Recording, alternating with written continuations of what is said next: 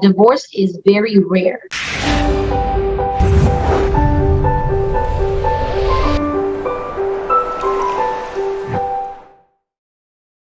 And then so today, I wanted to really talk about receiving.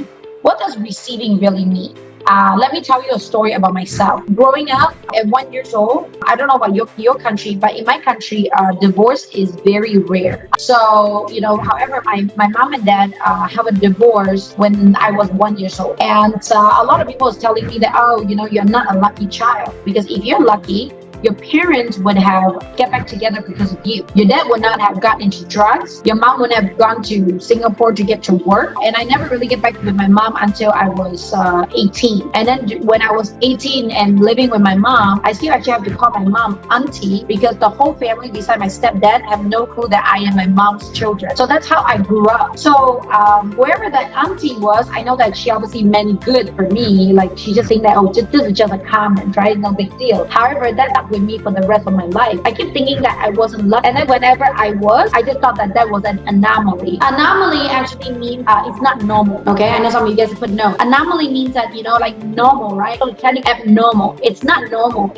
for it. So I was growing up, I just keep thinking I'm not lucky. I'm not lucky. I'm not lucky because if I'm lucky, my parents would be still together. If I'm lucky, I would have a perfect home. If I'm lucky, my mom and dad will be raising me just like everybody else's family in Malaysia. In Malaysia, without mom or dad is a really weird thing when the time when I was growing up. So people will call me like oh, you're a bastard child, like you got picked from the trash cans. Why don't you have mom and dad? The parents, children. Like one of those days at school. Nobody ever represent me, so everybody was thinking really weird. So I kind of get bullied to a certain extent. So growing up, I keep thinking that okay, I'm not lucky, and I also think that to a certain extent, God is punishing instead of challenging me, right? And that's obviously totally another topic. And then again, like what I told you guys, I almost filed a divorce with my husband, and then I attended Tony Robbins event. And most of your clients right here are big Tony Robbins fans. Most of them are Tony Robbins pledge group, so they are very well balanced with their life, and that's why they are so caring and loving and understanding. And I love this environment, and I wanted to give more and more. And the truth is, if we're doing it really well, eventually what we want to do is we want to bring you guys into one of those courses too, because it